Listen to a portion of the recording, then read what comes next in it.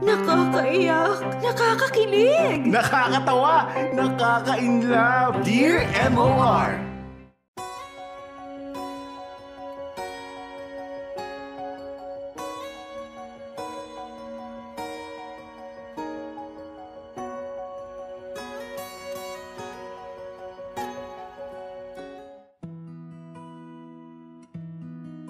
Dear MOR, magandang araw sa lahat ng nakikinig at nakatutok ngayon. Ako nga pala si Romel. Bago lang ako nakikinig sa Dear MOR. Ang totoo niyan, ang misis ko talaga ang nag-udyok sa akin na magpadala ng kwento sa inyo. Mga kamarkada, ngayon pa lang sasabihin ko na, hindi naging maganda ang takbo ng buhay ko noon. Marami akong nagawang maling desisyon sa buhay at dinala nga ako ng mga pagkakamaling ito sa loob ng kulungan. Hindi ko na ibibigay ang detalye kung ba't ako nakulong. Pero gusto kong malaman nyo na pinagsisihan ko na ang lahat ng yun. Habang nasa loob ako unti-unti akong nawala ng mga kaibigan at kapamilya. Kung meron mang isang taong hindi bumitaw sa akin, ito na siguro ang misis kong si Angelica. Kahit na ilang beses ko siyang pagbawalang bisitahin ako, lagi siyang nandun para silip-silipin ako. Mahal na mahal ko si Angelica. At dahil nga sa pagmamahal na ito, ayokong nakikita niya akong nagdurusa sa piitan.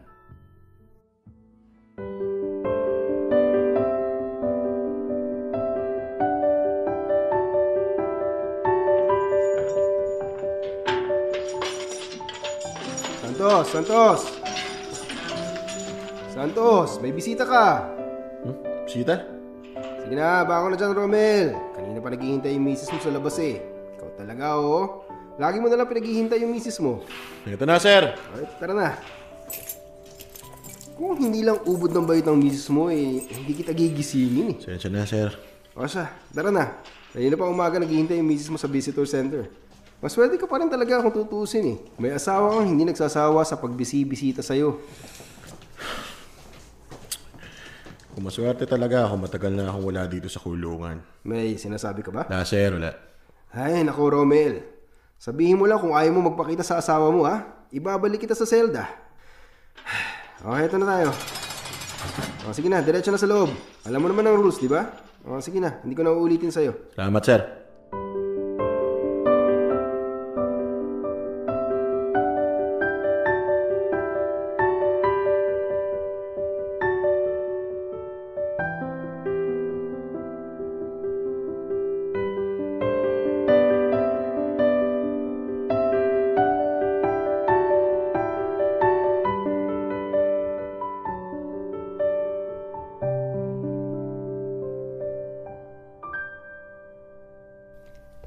Mahal, Angelica.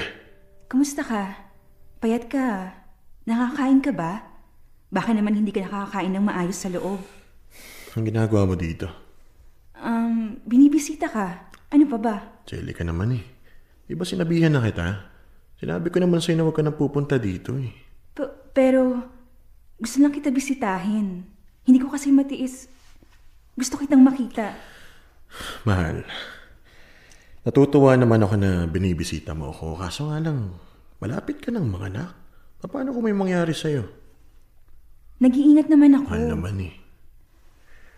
Sorry na, Romel. Namimiss kasi kita eh. Sige na. Tahan na. Masaya ako na nandito ka. Basta sa susunod ha. Hindi ko rin kasi gustong na-expose ka sa kulungan eh. Okay lang naman ako. Huwag mo na ako masyadong alalahanin. Okay. Love you, Romel. Love you too.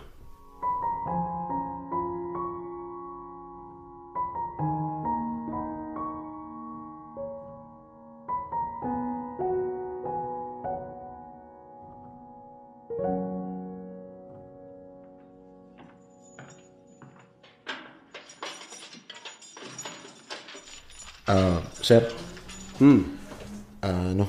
Salamat. Para saan?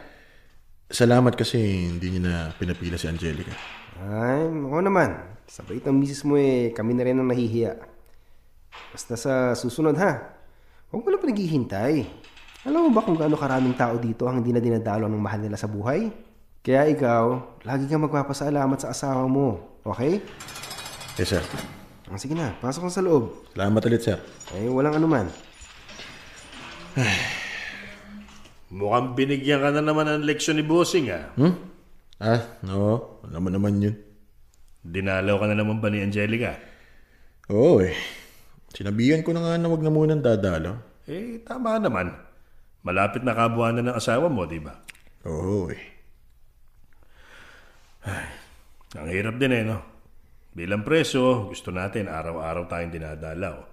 Kaso nga lang, sa sitwasyon nyo ni Angelica, mas mabuti pa rin talaga na hindi muna siya pumunta dito. Yun na nga ho ang sinasabi ko, Mang Hector. Hindi ko matim na nagdadalang tao siya tapos puro kulungan na nakikita niya. Huwag ka mag-alala. Hindi mo man makita at masamahan ng asawa mo pag nanganak siya, sigurado naman ako na magkakasama pa rin kayo.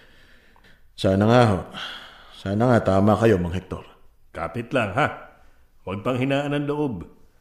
Kriminal man tayong maituturing, may pag-asa pa rin tayo. Lalo na ikaw. Alam ko namang mabuti kang tao, Romel. Biktima ka lang din ng pagkakataon. Hayaan mo, sisikat din ang araw para sa'yo, ha? Salamat. Salamat, Mang Hector.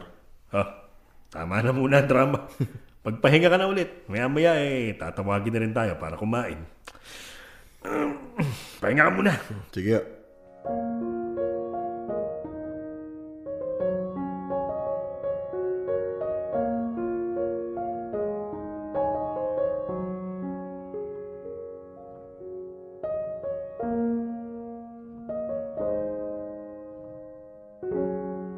Mga kamorkada, marami akong nakilalang tao sa loob. May mga taong tinuring akong kaaway at meron din namang mga taong tinuring akong kaibigan. Siguro kung meron man taong talagang naging malapit ako, ito na siguro si Mang Hector. Si Mang Hector ang tumatayong tatay-tatayan ko habang nasa loob ako. Lagi niya akong kinakausap at lagi rin niya akong binibigyan ng payo. Naging madali ang buhay ko sa kulungan dahil kay Mang Hector. Kapag ang isang tao kasi ay laging napapalibutan ng 4 na malalamig na pader, kailangan mo ng isa pang taong magpapaalala sa iyo na hindi permanente ang paghihirap.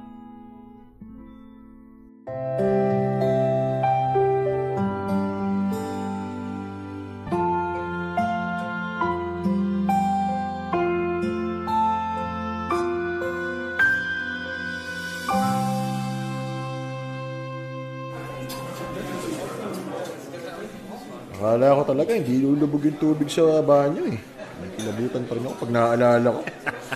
Wala Sa CR ka talaga in-assign ni Wande. Balita ko narinig ka daw kasing magreklamo. Kaya ayun, hindi ka na inalis sa janitorial. Susunod talaga, mananahimik na lang ako Tama na yung usapan CR. Kakain na tayo Yung susunod sa pila Galit na naman si Aling Nida. Lagi namang galit yun. Ganyan talaga pag tumatandang dalaga, laging mainit ang ulo. Baka naman inisin nyo na naman si Aling Nida ha? Baka kontian lang yung bigay na pagkain sa atin yan. Relax ka lang. Easy lang ako sa kanya ngayon. Mukhang masarap yung ulam ngayong araw. Naamoy ko na. yung susunod. Aba, Hector, ikaw pala. Nida, kumusta naman ang favorite ko? Kukuha ka ba ng pagkain o hindi? Siyempre kukuha. Eto na nga Ayan. Sige na. Yung susunod naman. Salamat ha. Aling Nida. Romel, kamusta ka naman? Okay naman po. Balita ko nanganak na asawa mo. Lalaki ba o babae? Babae po. Mainam naman. May balita ka ba sa lagay ng misis mo? Sabi naman naging maayos naman yung delivery. Normal naman daw. Sabi ng binan ko medyo nahirapan lang daw na konti si Angelica. Bukod doon, mukhang okay naman. Salamat naman sa Diyos. Sige, huwag ka mag-alala. Pag may oras ako, susubukan kong bisitahin ang asawa mo. Makikibalita na rin ako. Salamat, Aling Nida. Eto kumain ka ng madami. Kailangan mo maging malakas. 2 tao na ang naghihintay sa'yo sa labas. Salamat po ulit.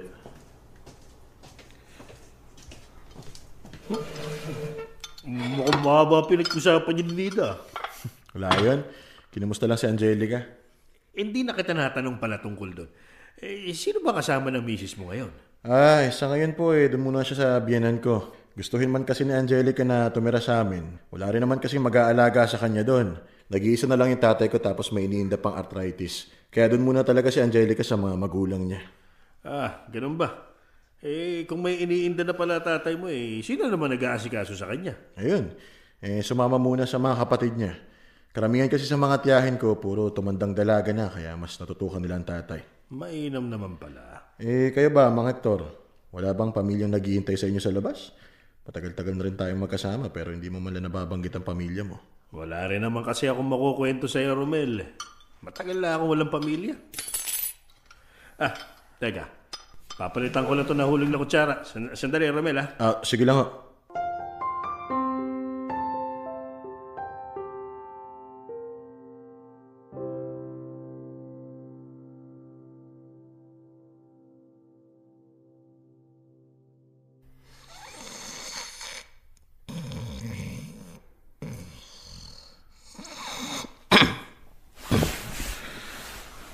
Oras na ba?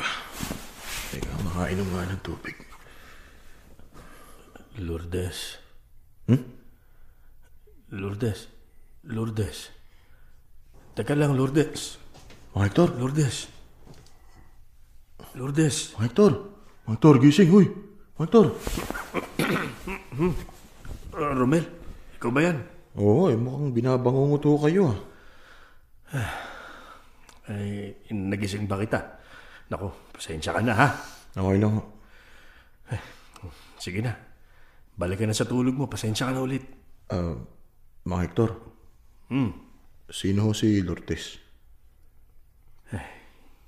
Pakiabot mo nga ako ng tubig, Romel. Sige, teka lang.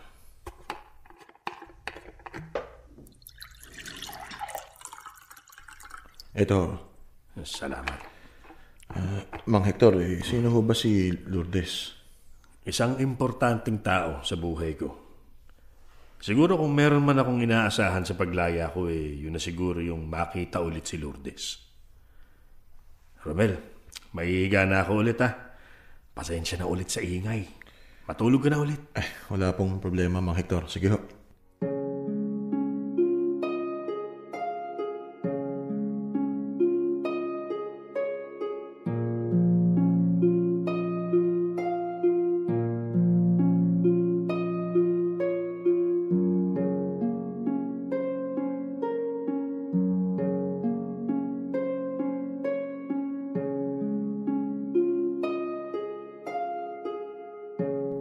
Lourdes.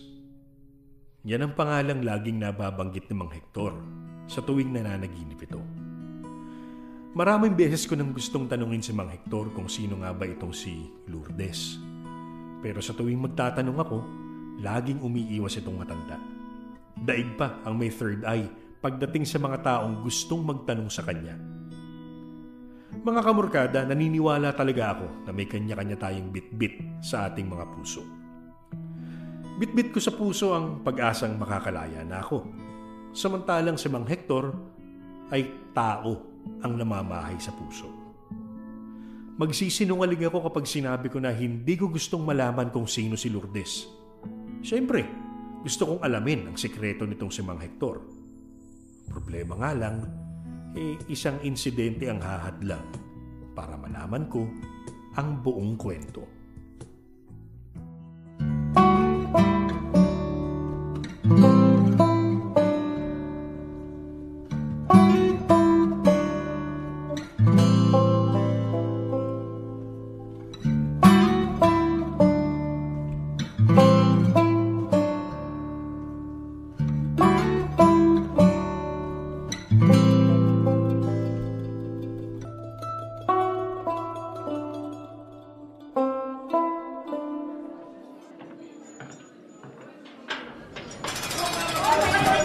Tama na tagdalan. Makinig muna kayo. Ito yung assignment nyo ngayong linggo, ha? Oo, sabi nang makinig muna eh. Okay. Aquino, sa kitchen ka ngayon, ha? Guevara, sa yard work ka. Ayusin mo yung pagwawalis mo. Nung nakaraan, madami kang naiwan. Galang, ikaw naman yung sa laundry. Sama mo na si De La Cruz. Santos, alam mo na. Sa janitorial ko ulit, ha? Kasama mo si Uy. Ano ba yan? Kasi naman ako na-assign. Wala. Paborito ka talagang pagtripa ni Warden eh. Nakala ko talaga sa kitchen na ako ma-assign eh. Hayaan mo na. Sa susunod, susubukan ko kausapin si Warden para naman maiba assignment ko. Mag-aamoy banyo na naman ako. Idaan mo na lang sa matinding pagligo. Guys. Ramos! Sumama ka na lang din sa kitchen, ha? Yes, sir. O, sige na. Dismiss!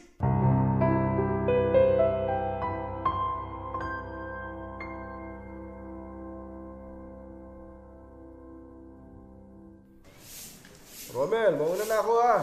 Kaya mo na to. Sige, ako nang bahala dito. Isang pader na lang matatapos na ako. Saan na ba yung bote ng sabon? Yun. Romel! Romel! Bakit ba? Hinga ka muna. Hingal na hingal ka. Ano ba nangyayari? Si Mang Hector, inatake. Ano? Paano natake? Sino?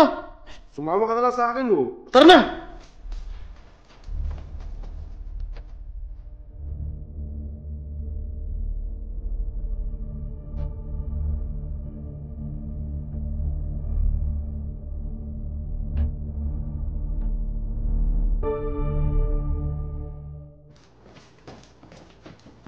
Walter! Ano ba nangyari sa kanya? Inatake sa puso. Bigla na lang doon, nahirapang huminga, tapos biglang bumagsak. Okay lang po ba siya? Hindi pa namin sigurado eh. Nagpatawag na kami ng ambulansya para mapatingnan si Mang Hector. Magkasama lang kami kanina tapos ayun na, inatake na pala siya. Tinawag ko naman kagad yung tulong si Mang Hector sa tinawagan kita. Maraming salamat po. Buti na lang may kasama tong si Mang Hector. Kung mag-isa siya baka kung ano pa nangyari sa kanya. Romel. Mang Hector! Romel. Pasensya ka na, Romel. Andiyan na yung ambulansya. Kailangan na namin dalhin si Mang Hector. Babalitaan na lang kita pag nakabalik na ako, ha? Sige po. Kapit lang, Mang Hector, ha? Mang Hector talaga.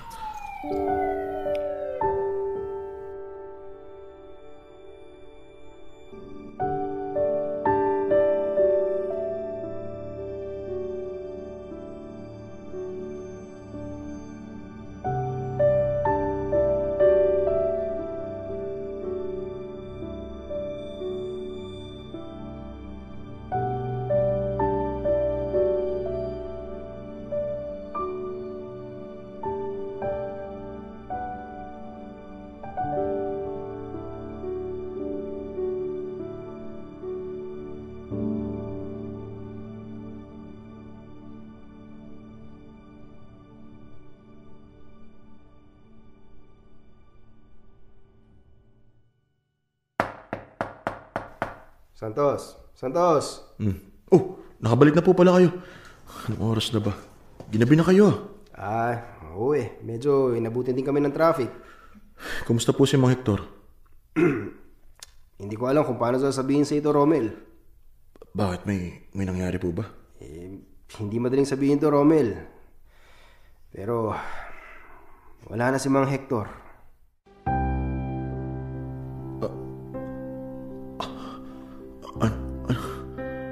Nasaan si Mang Hector? Nasaan po yung katawan niya? Romel, babalitaan na lang kita kung ano man, ha? Kung kailangan mo na makakausap, tawagan mo lang ako, ha? May kiramay ako.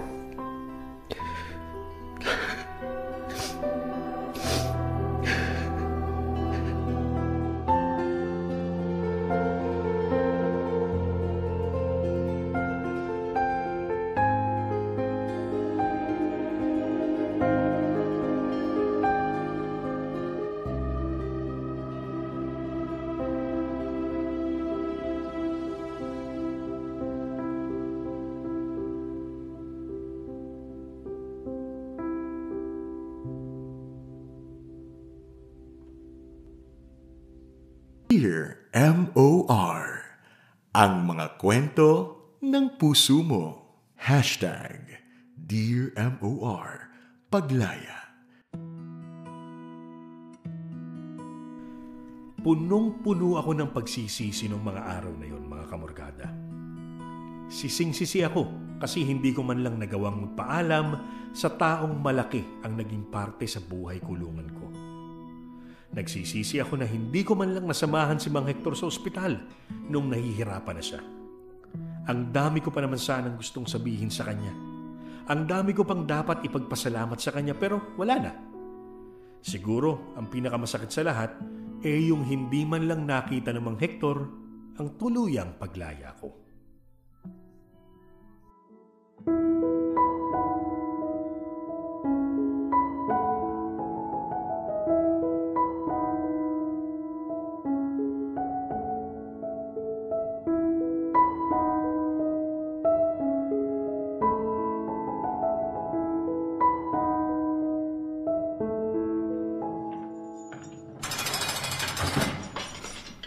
Santos, okay na ba yung mga gamit mo? Yes, sir. Sige na. Kanina pa may naghihintay sa'yo sa labas. Saglit na lang, sir. Okay, sir. Tara na. Grabe yan, Hindi ako makapaniwalang lalaya ka na. Hindi naman sa ayaw kong lumaya ka, ha? Hindi ganon. Ang totoo niyan masaya akong makakalaya ka na. Hindi lang ako makapaniwala na bukas hindi na kita makikita sa loob. Sana, hindi ako makabalik agad. Tama ka naman doon.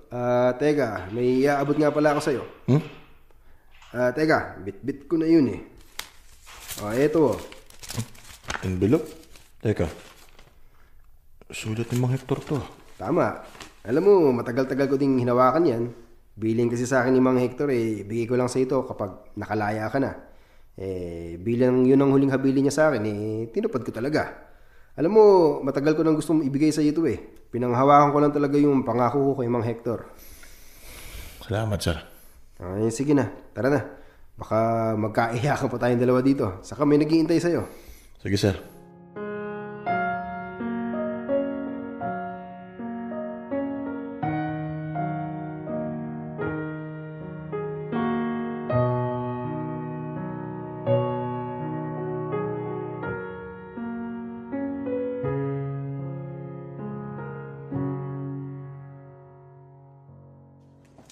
Mahal.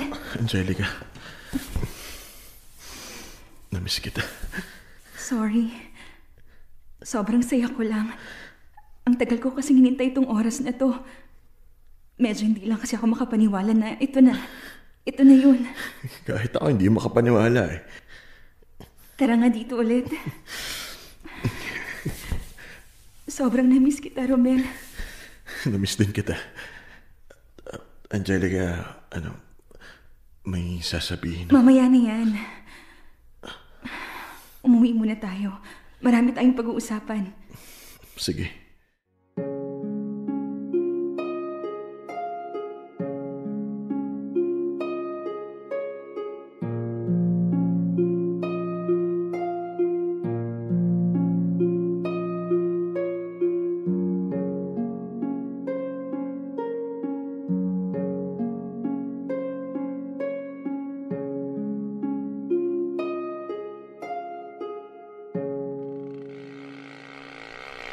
Kuya, sa tabi nilang po.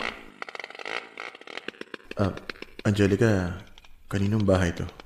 Bakit dito tayo pumunta? Akala ko ba uuwi na tayo? Oo nga. Uuwi na tayo. Welcome home. Ha?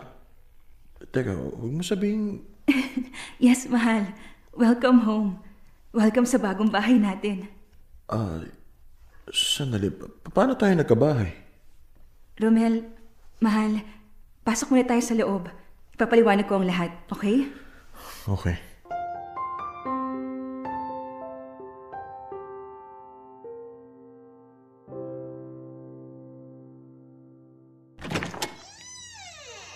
Ibaba mo muna mga gamit mo dyan sa tabi. Sige. Meron tayong kusina sa baba, tapos may 2 kwarto sa taas. Yung isang kwarto, binigay ko sa anak mo.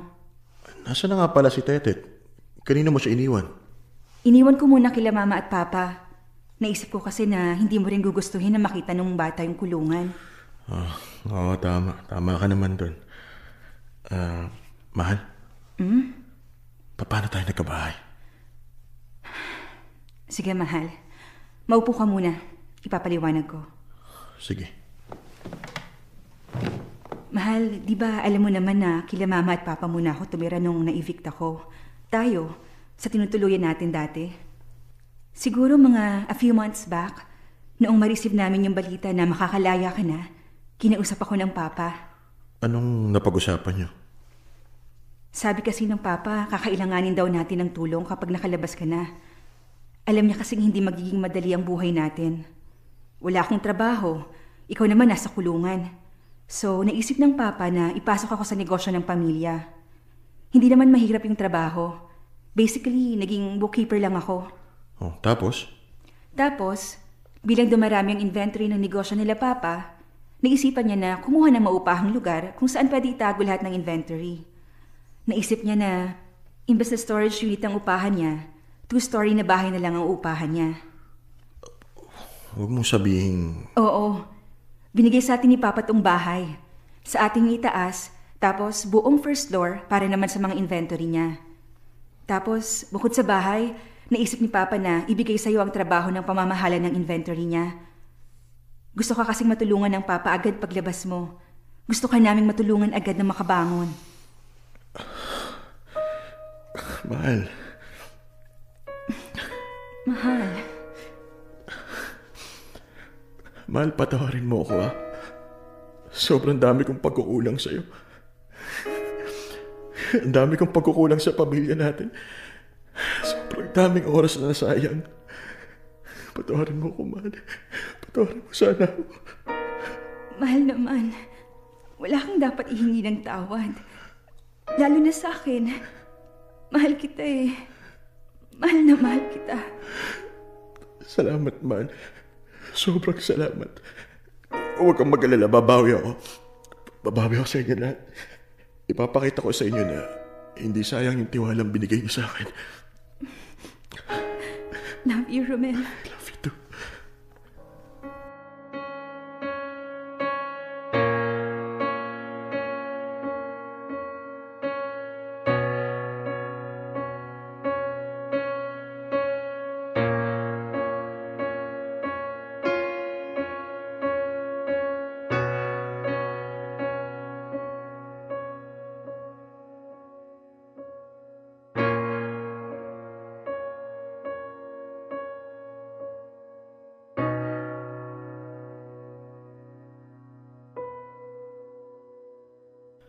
Mga kamorkada, hindi naging madali ang pagbabili ko sa lipunan.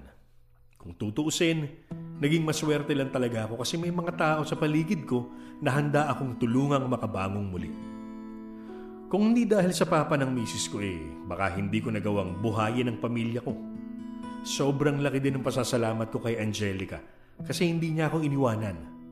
Kung wala siya, hindi ko alam kung anong mangyayari sa akin sa labas. Mga kamorkada, naging maayos at tahimik naman ang buhay ko simula noong nakalaya ako. Pinagbuti ko ang trabaho ko at pinagtuunan ko ng pansin ng pamilya. Ang hindi ko lang inasahan, may magbabalik pala mula sa nakaraan ko na muli na namang babago sa buhay ko.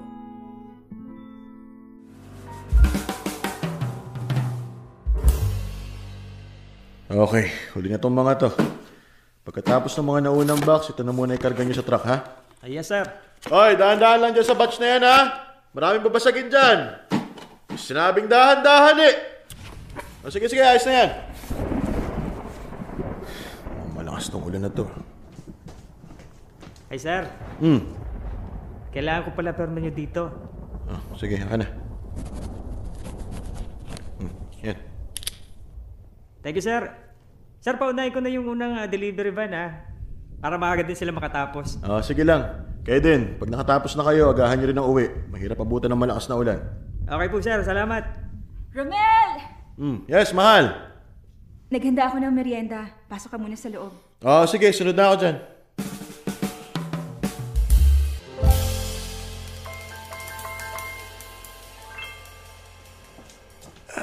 Bango Teka, banana cue ba itong naamoy ko? Yes, mahal. Nakita kasi ni Tetet yung nagtitinda ng banana cue kanina sa palengke. Sabi ko ako na lang magluluto, kaya ayan. Galing naman talaga ng misis ko. Liga nga dito. Love you, mahal. Love you too. Sige na, kain ka na. Dahan-dahan at mainit, ha? Okay. Matikman nga tong luto ni Mahal. Aba, masarap nga. Mahal? Mas mahal. May nakita nga pala akong envelope sa mga gamit mo noong naglilinis ako. Hindi pa ako tapos maglikpit kaya pinatong ko muna dyan sa may counter. Kunin mo na lang. Envelope? Teka. Nakuha mo na, mahal? Oo. Ito. Thank you, mahal. Okay. Mang Hector.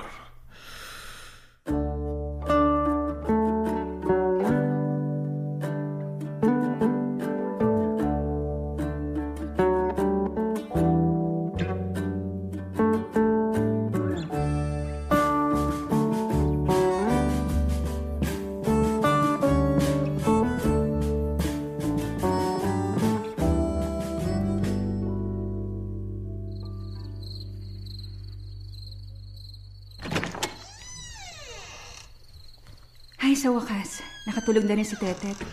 Pahirapan na talaga patulugin yung batang yun. Daming energy. Sa susunod, dapat ata payagan mo lang tumulong-tulong siya sa'yo sa hapon para maipon ang pagod niya eh. Tingin mo, mahal. Mahal.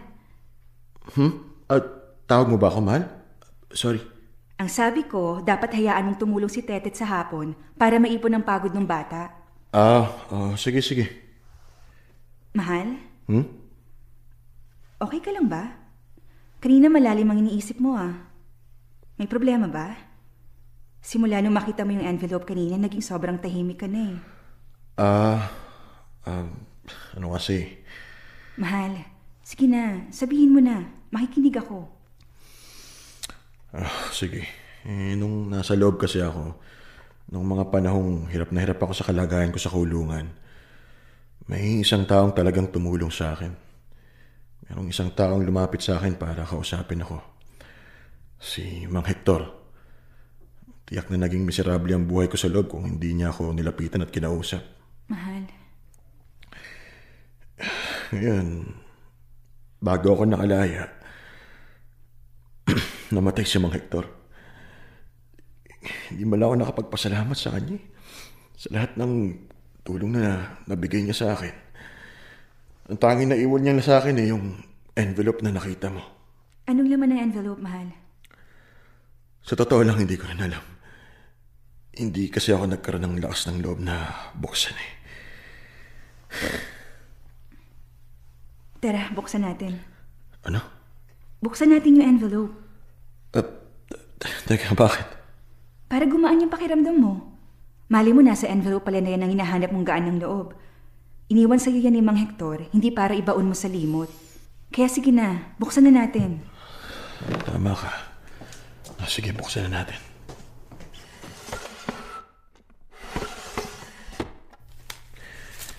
Ito na. Go, mahal. Okay.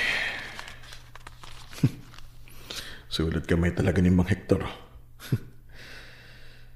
Dear Lourdes, pasensya ka na at ngayon lang ako nakasulat sa'yo ulit. Lourdes? Sandali. Hindi yata para sa akin tong sulat na to. Teka, Lourdes. Bakit pamilyar sa akin yung pangalan? May kakilala bang Lourdes si Mang Hector? Lourdes. Naalala ko na. Si Lourdes, oo. Siya yung pangalang madalas binabanggit ni Mang Hector kapag nananaginip siya. Sino kaya si Lourdes? Alam mo ba kung may asawa o mga anak tong si Mang Hector? Hindi ko sigurado, mahal, pero parang dapat alamin ko. Mahal? Kailangan ko malaman kung sino si Lourdes.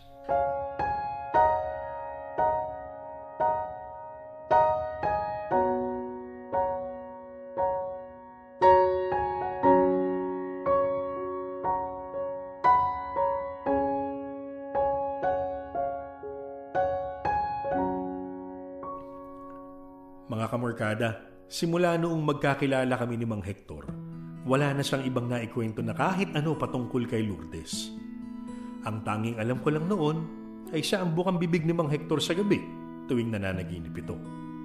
Dahil nga dito ay nahirapan akong malaman kung sino nga ba si Lourdes sa buhay ni Mang Hector.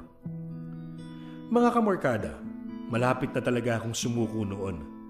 Pero dahil sa tulong ng mga kakilala ko sa piitan at mga records na naiwan ni Mang Hector, ay nagtagumpay naman akong matunton si Lourdes.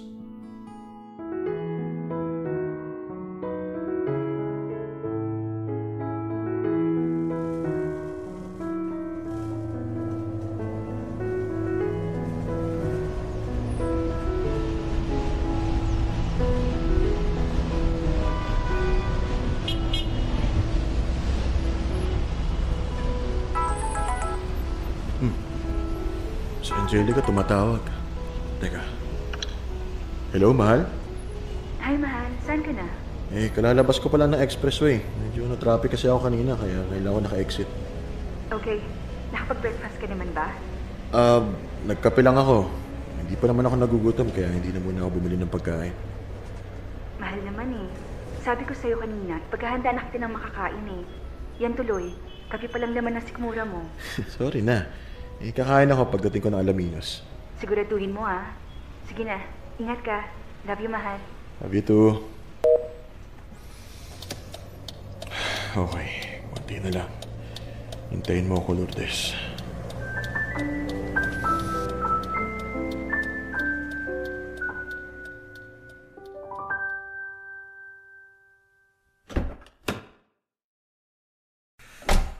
Ay, nakarating din.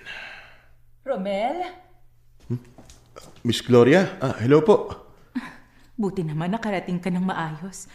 Sana hindi ka nahirapan sa pagbiyahe.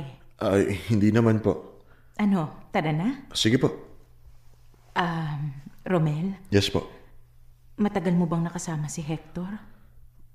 Mga ilang taon lang din ho. Ganun ba? Ang sabi mo sa akin nung nagkausap tayo sa telepono nandun ka nung namatay ang insan. Oo. Hindi ko lang po nakita nung inataka siya pero nandun po ako. Mabuti naman.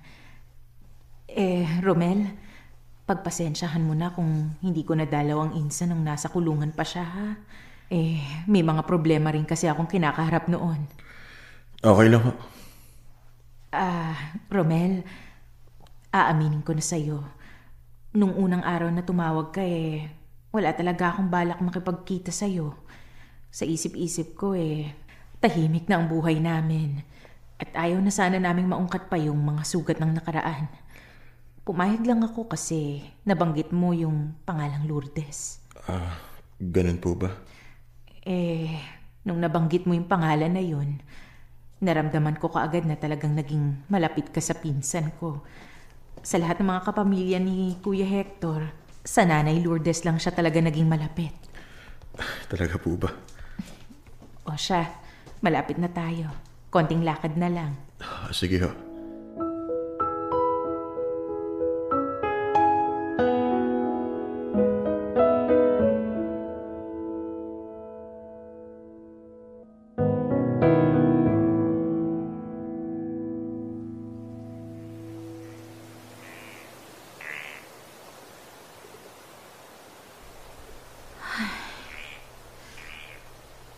Inang, may bisita ho kayo. Malayo pa ho ang pinanggalingan nito para lang mabisita kayo. Magandang araw po. O sige na ha. Maiwan muna kita rito, Romel. May tatawagan lang ako, ha? Sige po. Teka, saan na ba yung kandilang bitbit ko? Ito. Yan, okay. Hindi ko talaga inakalang mahanap ko kayo. Ang totoo niyan, pinanghinaan ako ng loob Kung hindi lang dahil sa misis ko, baka hindi ko na tinuloy yung paghahanap sa inyo. Nagpunta po ako dito kasi gusto kong iabot sa inyo tong sulat na galing kay Mang Hector. Alam niyo ho, kayo ang laman ng panaginip nitong si Mang Hector. Alam ko nahihiya siya sa inyo kasi hindi niya kayo nagawang madalaw nung nawala kayo. Sana po ngayon, kung nasa naman kayo, sana nagkatagpo na kayo ulit.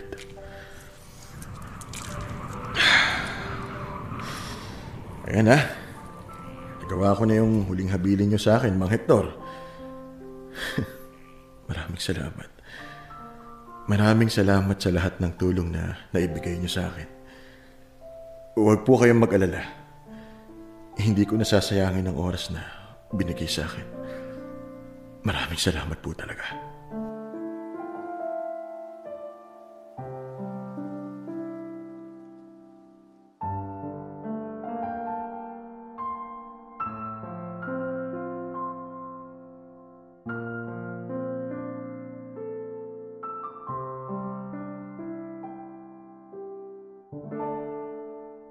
Mga kamorkada, minsan talaga kailangan mo lang ng isang taong masasandalan para hindi ka tuluyang mahulog. Tulad ng nasabi ko kanina, malaki ang pasasalamat ko kay Mang Hector. Siya ang naging gabay ko sa pinakamadilim na yugto ng buhay ko. Kung wala si Mang Hector noong nasa loob ako baka napariwara na rin ako. Maraming salamat sa oras na ibinigay niyo sa akin, Dear MOR. Naway tuloy-tuloy pa rin kayong pagpalain. Lubos na gumagalang, Romel.